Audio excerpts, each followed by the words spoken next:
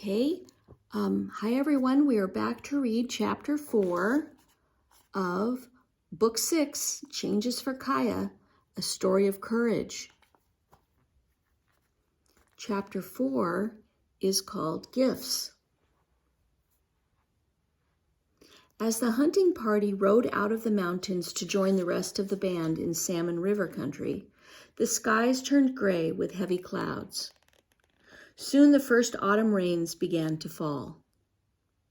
After the long, dry season of fires, the rain was a blessing. Kaya pulled her deerskin robe over her head, but she lifted her face to the rain.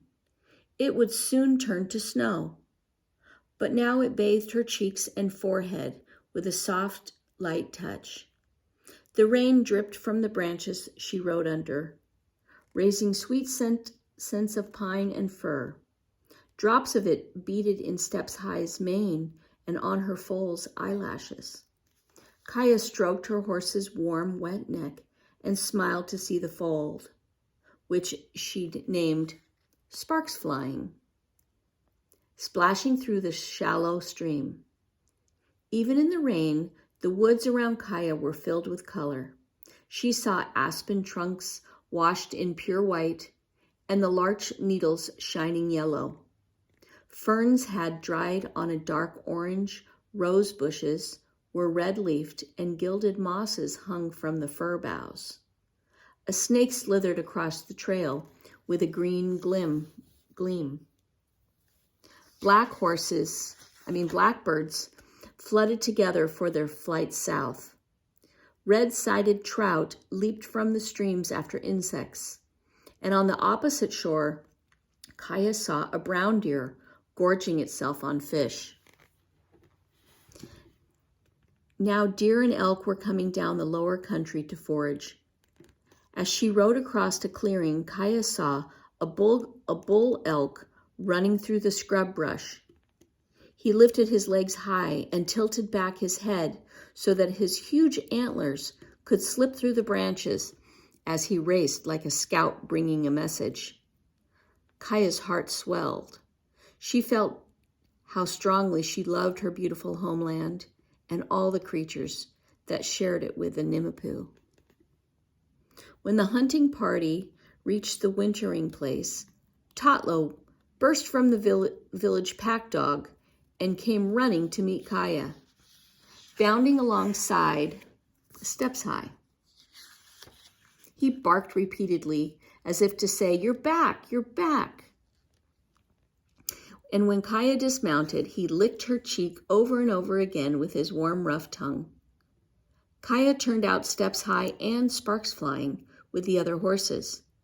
Then, with Totlo at her side, she ran to find Speaking Rain. She had so much to tell her sister.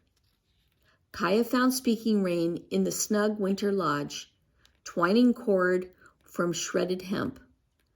Kaya went to her knees in front of her and placed her hands on Speaking Rain's arms. "Tot me wee, little sister," Kaya breathed. "I'm here again." "Tots me wee," Speaking Rain gently touched Kaya's fingers. "Is that pine pitch I smell on your hands? Did you get hurt?" "My hands and arms got burned by falling embers, but I treated the burns with medicine that my namesake taught me to make," Kaya said. "You were right to be troubled about fires." Speaking Rain drew in a deep breath. What happened? Sitting close to her sister's side, Kaya told how she'd found Steps High in the rogue stallions herd and about her escape from the fire. When she got back to the hunting camp, everyone thought we were ghosts covered in black from the smoke. Before we left that country, Tota and some other men rounded up the other Nimipu horses, Kaya finished. And now we're back safely.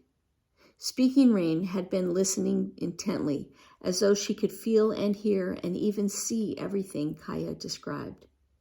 "Whistles, your horse came to you because she recognized your whistle?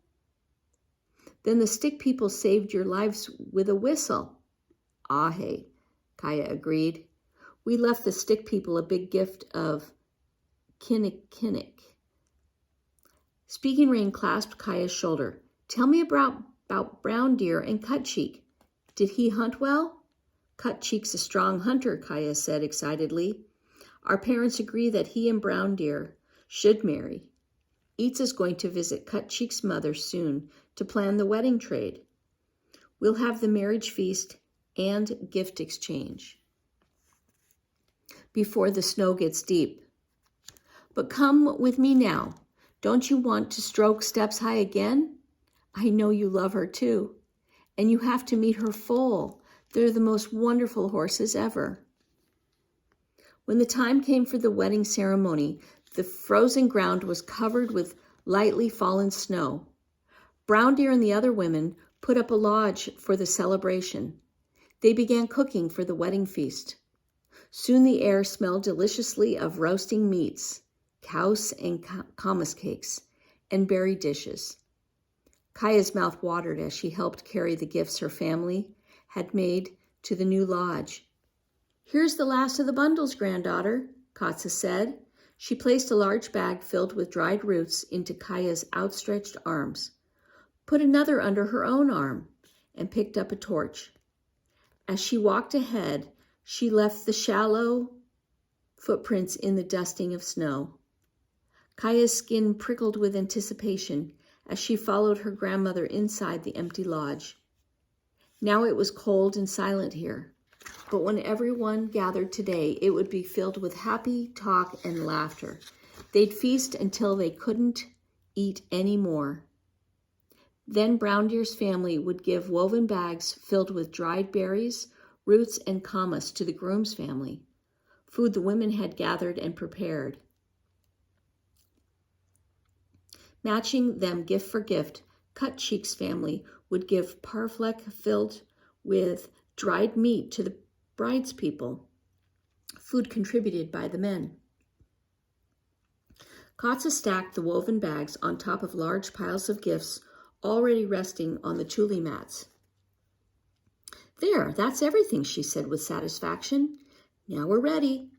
Let me light one of these fires to warm up the place a little. I want to stay here for a while, don't you? We've been so busy lately that we haven't had time to talk. As Kaya knelt to light the fire, Kaya gazed at her grandmother's kind face. Her black hair was streaked with gray, and her forehead and cheeks were deeply creased.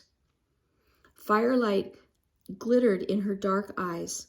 Have I ever told you about the time I got lost on the mountainside?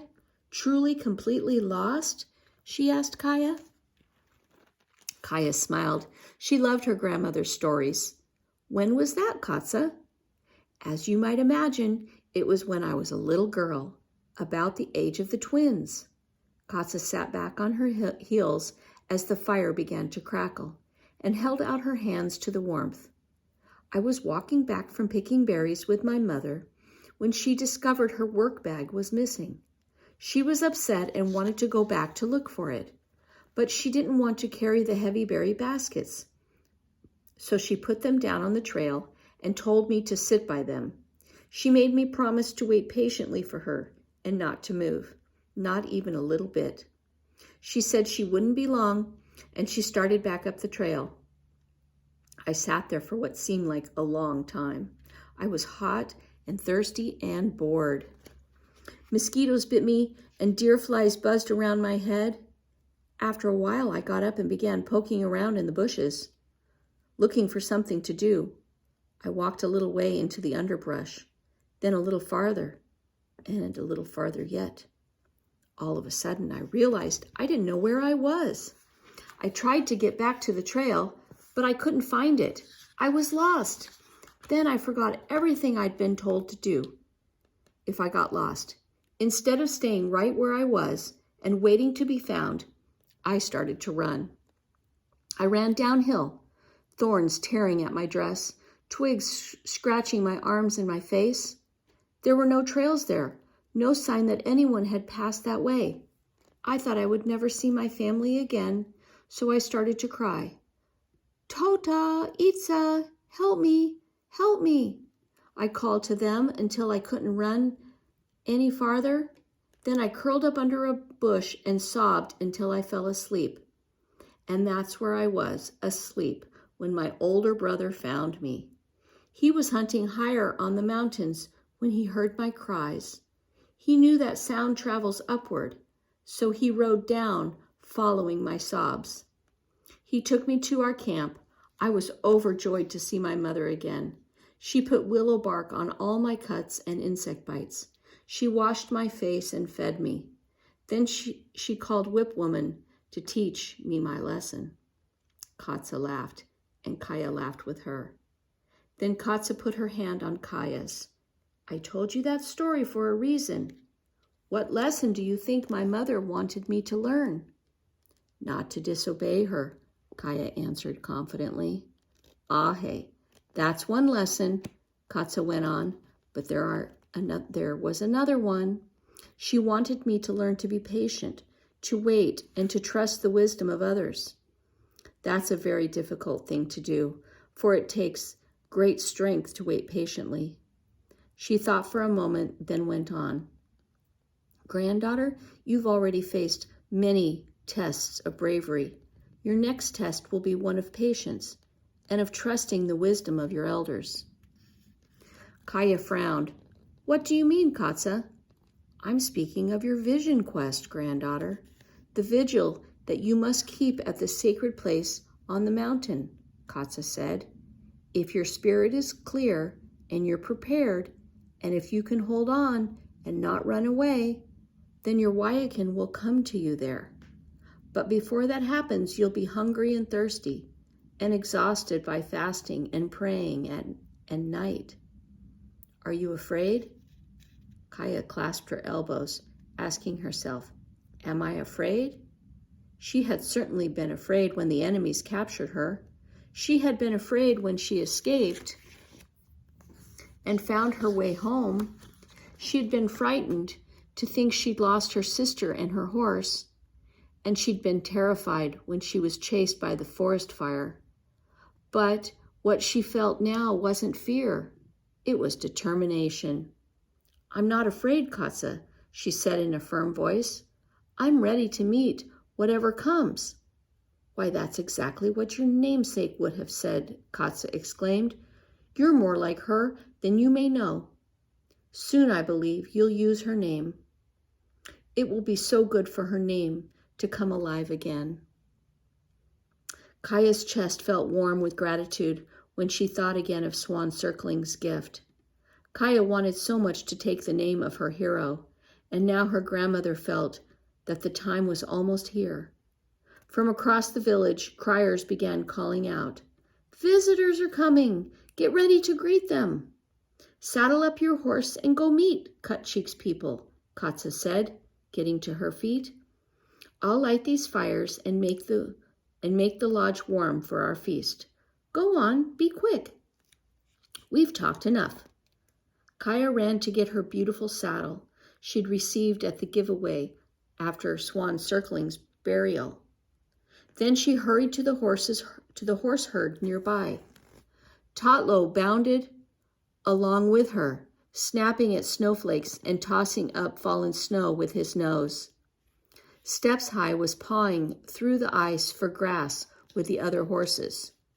When she heard Kaya's whistle, she trotted to her side, snorting white plumes of breath.